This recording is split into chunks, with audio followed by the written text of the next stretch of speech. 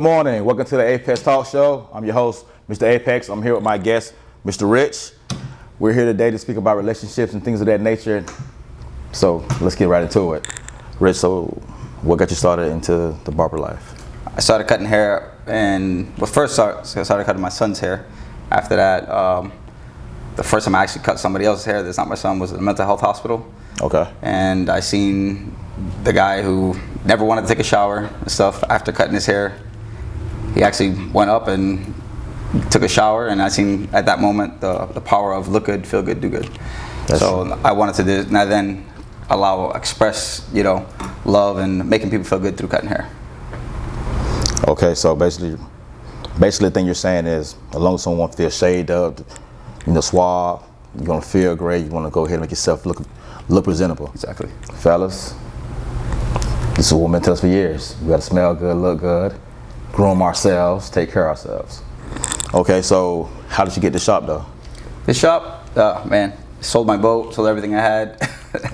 And just, as you know, COVID hit and I didn't have anything but my boat. Sold my boat triple the amount there was. Okay. Got connected with the lady that owns this spot, and we started working from there and just built it up. So basically you just said, I'm going all in, you sacrifice everything I have. And just went in. Everything, all my dollars went into this place. So you painted this, you did everything yourself? Did everything, painted it, set it up, from the bathroom all the way up to the front. Just looks nice, yeah. Very nice. So can you tell me about the chairs? Chairs, and the theme is royalty, to remember for everyone, and especially us men, that we're part of royalty. And to look good again, feel good, do good, and just wanted to provide the best for my clients. Okay. That's where this look come from. Cool. All right, so you said like during COVID you went all in, you sold everything, you designed this. Okay, so are you from Florida or are you from someplace else? I'm originally from Pennsylvania. I moved out here probably 12 years ago. And in Pennsylvania I was homeless, worked my way down to South Florida. My friend committed suicide. I almost did the same thing. And my friend that killed himself, his mom called me up while I was on a bridge about to do the same thing. Oh, man. She said, hey, why don't you come to South Florida? Just give it a chance. And I've been here for 12 years now. And when I first came in here, was living with her, then moved out and got married. And after the marriage, got divorced. And once again, lose everything, start from ground zero. Mm-hmm. And that's when I started finding out that I have a gift to cut hair, and started cutting hair. But came over here with nothing, absolutely nothing, and wanted to work my way up. I had a gifting of cutting hair, and I knew that, so I knew that would make way for me to be in front of more people, and also to give to people what I feel is like transferring of energy, making them feel good, look good, and from there, was sleeping outside of a barbershop, and by the trash can. Wait, you slept outside a barbershop? Of course, I had nothing. I was homeless here in Fort Lauderdale when I left Palm Bay, Florida. Yeah? And just worked hard. I seen that this place is like a party place, and I didn't care for the party. I just wanted to get myself together so that I can get back and have my son back in my life. So I was able to be from homelessness, working hard. One of my clients gave me an opportunity to live with him. Okay. And the house was a mansion. Had 3 yachts in the backyard. Oh, man. So I go from sleeping in the back of the barbershop to there, and just started work every single day. Was asked to go out partying, and didn't want to party. I just wanted to stay focused, which was getting my son back in my life and building myself. So basically for you, it's all about just grinding and getting your son back. Yep. So explain that. You said you was married and you got divorced. So I was married, got divorced. Was married in Palm Bay. Okay. And shot over here after the divorce. And just. But what later? I mean, you was married, then you just got divorced. Like how long? I was married for about 2 years, 2.5 years. So what happened with the marriage? What happened? Marriage. I was in church. Okay. And I was known as Richie Redemption, the minister. Okay. And so we didn't go out, we didn't party. We weren't even allowed to be with each other in the same place because of church quotation. Okay. You go into court, you can't date. So I couldn't be around her without somebody else being around. So I felt like that robbed our intimacy, to get to know one another. Okay. And so finally we got together. What church was this? Huh? What church is this? What religion? Huh? It's just non-denomination. But they were more strict upon getting people to prepare for marriage. But once we finally got married and we're together, I realized quick, it's not what I want. I want to go out traveling, doing suicide and child abuse awareness, which I was doing. And in that time I was doing that, she was out talking to somebody else. And when I came back home, I found out, and there's like, okay, well, that's the end of that. And because I was so quick to say, well, I've honored you within this whole time of this marriage. Okay. And you didn't, I'm out. I did the right thing, so I feel good inside. That makes sense. And then, so I packed up my stuff, and that began being homeless. And then, so she took my son from me, and I tried to find work there. Couldn't find work, couldn't find a job. And finally got a job at the mental health hospital. Okay. And that's when I did the first haircut. That wasn't my son. And seeing the transformation with this guy who, didn't want to shower or nothing, to finally ask for his own towel and take a shower, and seeing the power of look good, feel good, do good. Okay. So then, like, about your son, you say you voted to give back your son, like, what? So I was out of my son's life. She actually took him out of the state against court order. Really? And so at the time of me building myself here, I was able to get my own place and be established. So he was like totally gone 5 years out of my life. And in that 5 years, just working every single day until I built myself up.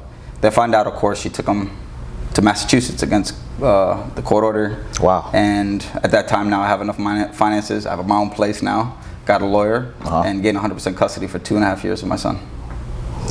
So your son was with you for 2.5 years? 2.5 years. Yep. So how was that being a single father doing that? So single father, raising the kids, I mean, you have to understand, like, just being homeless and not having no one around you to now being a father, it was super tough, because he's heard things from his mom, like, oh, he's this, he's that. Okay. And, the one important thing in my mind was just to let him know that I loved him and I cared for him. And they got to have some, like, strong backing, some friends that were like, this is what you always wanted. Get back in there. The kid loves you and they need your love. So it was a little turbulent, but at the end of it all, the kid now knows that I love him and that I've tried everything to be in his life. And, and that love, I think, just molded him to understand, So how your son doing now? He's doing good. He's in school now. He's in high school. Oh, high school. He's about to get a job. He's 14 already. Oh, man. Time flies. About to be 15. And he moved back with his mom because he wanted to. Okay. So I gave him, I'm the type where I listen, now that I have those 2.5 years with him, that he knows that I love him. Okay. He's matured within that time where, does his own dishes, makes his own food in advance. And so, I trained him in the things of like cleaning the room, getting your room cleaned, being on time with school, and waking yourself up and making your own breakfast. So, give him some life lessons. Good stuff right there. So, what's going on now with your love life? What's up? Right now, it'll be the truth. Tell the truth. Yeah, the truth, man. I don't know. What you mean you don't know? I mean, I'm in a relationship right now. Okay. It's just that, I guess it's, again, another dynamic, another side of. Well, how long have you been with this young lady here? 3 years. Okay, so what's the big problem with her? I would say just communication. I'm huge into communication. I feel that, like, if you want to get to know somebody, it's the only way. You get a job, you have to learn how to communicate. And I feel that once you get in a relationship, you should want to study that person like you have to study your job or your craft. Okay. You want to get to know that person so that you can both know what's going on in each other, so that you have a greater understanding of communicating versus getting mad and shooing somebody off and saying, I don't want to talk. That's true. Another big thing, one of my biggest rules, don't go to bed mad. Yeah, because life's not a promise to you. You know what could happen tomorrow, or as well, it gives somebody, like, to me, I believe in, spiritual, that it gives negative energy, and you're so assumed with negative energy in the morning, you're just like, well, forget that person, just personally on my side, from what I experienced. So that rule, I would love to see come to manifestation, Have you told her this? Have you spoke to her about this? We have, we did that. We went to counseling and all that stuff. I just feel that, like, it's not working. Yeah. Be that way. So if you had to choose the right person for you, what would it be? Like the right lady, like everything. You want to know the truth? I don't believe in that. You don't believe in that?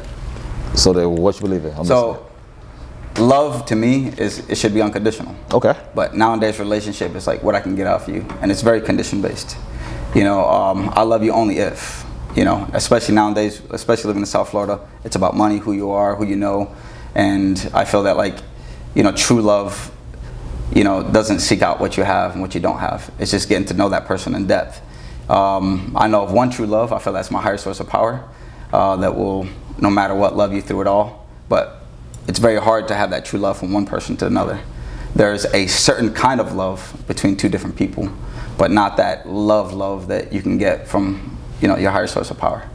Like total unforgiveness. I mean, total forgiveness. The walk-in, humility. Like love is patient, love is kind. Everything. Yes. Undoing. But like for Corinthians. I feel that like our thought process of love is what can you get from me, and what can I do for you? And if you don't cross these lines or you don't stand for this, then I'm out. And that's why a lot of these relationships now, I mean, it's in and out. 2-3 years, it's done. And it's very self-serving. I do this for me, and I feel good, or I don't feel good. Let's say you're tired from work. Okay. You come home and you don't want to give a kiss. You just go straight to bed. All of a sudden, now she feels insignificant. Where does she go? Instagram. Let me get my validation. So it's very hard now to. So social media could be a problem with that. Social media is a huge problem. Number one problem. If you guys are not like open together to be like, hey, let's join the social media. That's why you can chase all these other things away. And it's a lot of people say, oh, but they feel like you're trying to overpower them. And it's like, no, together we do things. You want a king? A king always protects what's his. He's not gonna allow everyone to have access, or easy access to the queen. That's true. So it's very, when it comes to relationship, I feel that it's hard for people to understand now because it's a selfless thing. Love to me is selfless. That's true. And vice versa, you should be able to show that in return and not just be the one that says, I want. So you're just saying, from what I'm getting is like, people are just fake nowadays. They're not being their self, their real self. They're just trying to be. It's about them and what whatever. They can get. Okay. And the moment you stop serving or stop doing, they lose interest. They lose interest instantly, and then there's 1,000 other people waiting in line. The inbox is full. They're waiting. And to me, it's like I would say for women, they can sleep with whoever they want at any given time. Men only can do with what is given an opportunity. You believe that? To them. Oh yeah. I think a lot of females would disagree with that. I think females think men can sleep with who they want to sleep with. But I agree with that though. We gotta settle for what we can get. So, do we have any new kids and things? Or just the one son? Yeah. I have a daughter now. Oh. How is she? She's not mine by blood, but I took her in. Okay. I recently found out after 7 years of taking care of her, she's not mine. Kind of had a feeling that she wasn't mine. Okay. But the love is there, and that love is just like the unconditional love. Okay. Where she needs somebody and I'm there. And there's days I feel like giving up, and if it wasn't for her, then what would I be? I feel. So my son went back. And I have my daughter full time, and the mom can't take care of her. So your daughter, she stayed with you full time? Full time. Well, how's that going? This is interesting. It's good, fun. She keeps me upbeat. How you do the hair and stuff and all that? The what? Her hair. What would you do? Her hair. Oh, I suck at women's hair, man. That's why I stick with the men. I can't do it. I pay for her stuff. I thought you like this hair. You try to put a ponytail in or something. Can't do it. I'm like weird when it comes to women's hair. I just don't get the science of it. The science of it. All right. When you're doing men's hair, it's very easy. It's clippers, it's numbers. It's when you want to give a fade or blowout, it's number. Okay. Depending on the hair follicles and stuff like that. But for women, you have to lift up the hair, let it drop. It's a mess for me. I can't get it. I didn't know the science of cutting hair. That's something different. Okay, so let's think about the future for Rich Slice Shop. Rich Style Studios. So a lot of people get upset because like the prices are up. Okay. But what I would love to teach people is just the basics of caring for people. So in order for that, to give extra time. A lot of these barbershops are like, I call them the factory lines. They come in, they get them in, they cut them out. And then it's not the barber's fault because the barber is limited with time. And of course, time is money, it's a business. So what you see nowadays, the barbershops are full with like 20 chairs.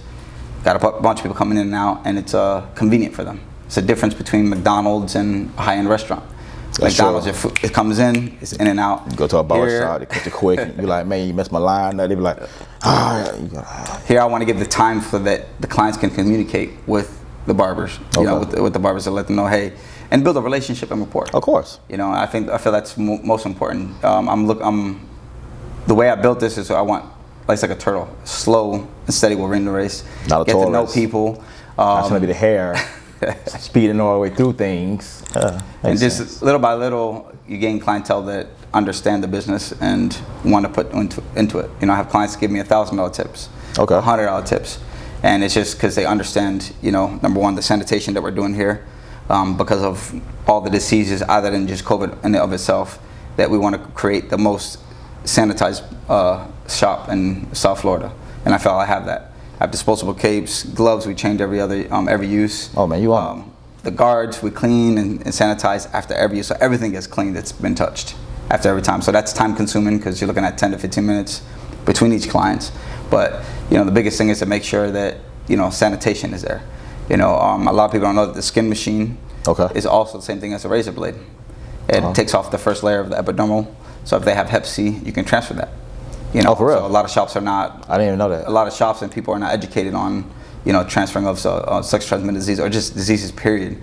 And so that's why I'm huge into sanitation, so that I know when I go home, I didn't cause anything. You know, you imagine a good guy working all day, every day, comes in the shop, you hit him with the same razor blade that somebody else had AIDS.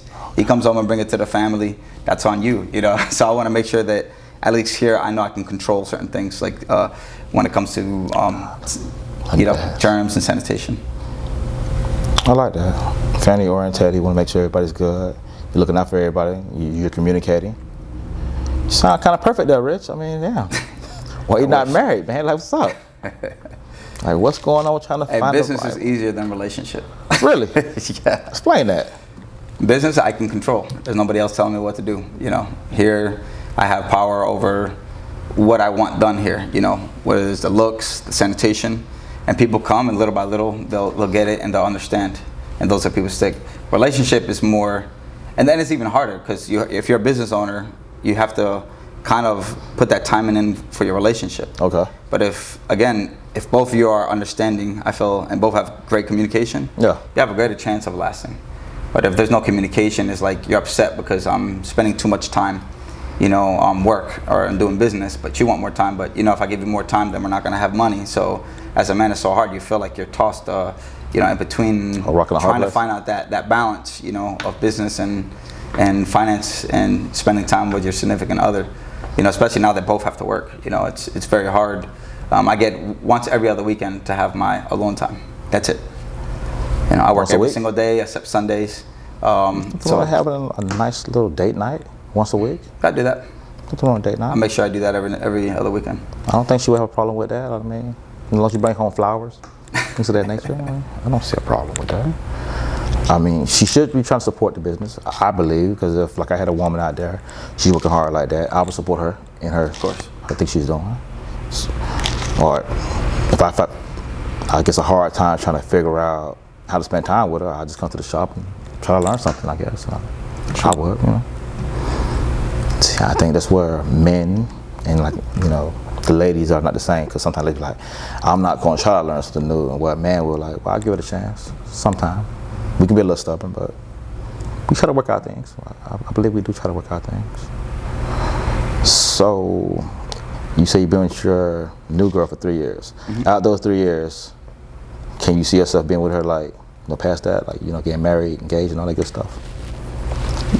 I mean, we went through a lot. You know, see, COVID, and then I lost my job. I was totally homeless. So she helped. I mean, I want to say homeless. I mean, I was totally out of a job now, so there's like no source of income. Okay. I'm just a regular bar working in a barber shop. And then within that time, I was like freaking out. What am I gonna do? Okay. And I had all my clients hitting me up. So I was like, perfect. And with the little bit of money she had saved over on her savings, she bought me a barber chair. And we transformed one of the bedrooms that we had into a barber shop. Come on, Rich. I mean, she's trying to help out. You acting like yeah. Oh, come on, man. She helping. She has. She's been supportive. Yeah, she has. Okay. You acting like she did like. That was a couple years ago, and now it's like I feel in the distance. Like when we were there, and I felt like I needed that support. She was there, and now it's like when it comes to business, she's not like she, you know, it's segregated now. But because she has a job now too, but also a lot of things have happened in between where it's just like now we live in a super expensive home. Oh yeah, and the only reason why I got that place was because it's on the best school that South Florida has to offer now. And I want to make sure that my daughter had the best, like, schooling. So I'm paying $5,000 a month for a 2-bedroom. I pay $4,000 a month here. So I have to create at least a minimum $10,000 a month. $5,000 a month for a 2-bedroom? Yep. Where's this located at? Bayview. We're on the coastal. No wonder we're gonna have some fussing and arguing. Yeah, so it's hard because now we're in financial strain. You know, Yeah. we're just paying bills at the moment, but you know, everything's always provided for. Like, you know, the biggest thing is not to overwhelm yourself with like financial debt. I feel like, again, with my higher source of power, like everything will be provided, and everything every month it always is. I may I have $50 at the end of the month for my name, but the rent's always being paid, and the kids always being taken care of. There's always food in the house, you know. And again, I get with social media, you see everybody traveling and doing all this stuff, and you look at your life and be like, man, I'm busting my butt off, and I'm like not going anywhere. Yeah, but the moment you look at your side and say, you know what, I remember I was homeless, I didn't have anything, so I'm grateful, and I'm living in a really nice place in a really nice area. So, you know, sometimes it's just that. social media is not everything it seems. You know, a lot of people better be acting. I know a few people I train be acting, but we ain't gonna get on that. But so, if you had to give people, I guess, some advice about business, you know, like trying to start it up and not quit, what would it be? You have to be crazy almost. I mean, like, you have to, first of all, know that this is what you're doing. I can't see myself doing anything else. So what else I do? Hop on Uber. You know, I have a gifting, and I feel like that gifting will make way, you know. So when I sold my boat and all my nice tools and I left everything to get this business. It's just like, no fear.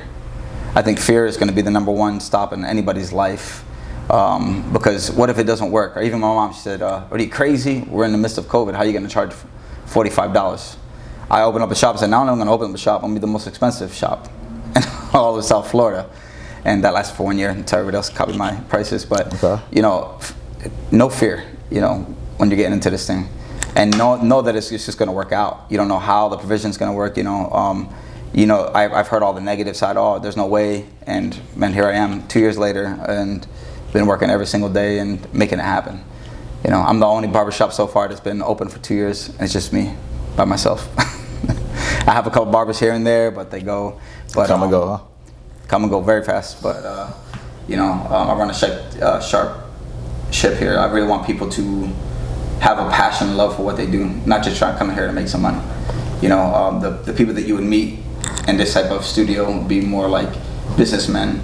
They have opportunities, you know. I've told my barbers all the time, one day you might walk in here and LeBron just says, hey, I love this barber, I'm gonna take him from you. Goodbye. That's what I expect from the shop. You know, it's just more than just the shop. Just understanding it's like you're transferring things to people. You're transferring your energy, you're transferring your gifting and your love, artistry. And when people see you doing what you love, they want to get to that, you know. And move forward in business is always, I'm gonna say it over and over, no fear. Never have fear. Go with that fear. No fear. It's like my motto, no faith, no glory. You gotta go for what you want. Be passionate about it. You gotta be ready to sacrifice everything for it. Okay. And then I guess about relationships. Got advice for them about that? Give me some advice. Well, for me, I believe in relationships. I think a lot like the big key is always going to be, you have to talk, you got to sit down, you got to know your partner got to know you. Sometimes you got to be, not going to lie, it can be a tug and war. But at the end of the day, it's always about trying to come to, you know, okay, honey, I'm listening to you, she's listening to you, and we come to like a sort of agreement, because sometimes you're not going to be all the way there. So it's like, today I'm going to give, tomorrow she's going to give, and we're going to see. I think a lot of times, as men, we do try to control a lot of things, and we forget that our wives, our girlfriends and things of that nature, they have a lot of stuff on their plate too. And we be like, nah. So sometimes I think as men, we should listen. And vice versa, because ladies sometimes forget that men go through a hell of a lot. And I think sometimes we just need to sit down, take a breath, or time out. Okay, time out. Let's reset. Let's go eat first, let's relax, and then we come back and talk about the conversation. And I think we can get a lot more stuff resolved that way instead of, well, I did this and you did this. It's not about pointing fingers, people. Sure. It's not about that. It's about we trying to build something together. If we're going to build it, let's build it. If we're not, then let's just shake hands, leave here as human beings, and I wish you the best, wish you the best. Simple as that. That's how I look at relationships. I think if we all learn to communicate more and start being at odds, well, I'm better than you. You don't understand me because you're a male. You understand me because you're a female. At the end of the day, we're both human beings. We both have feelings. We both just trying to make it. That's it. Talk about it, work it out, go from there. That's how I look at it.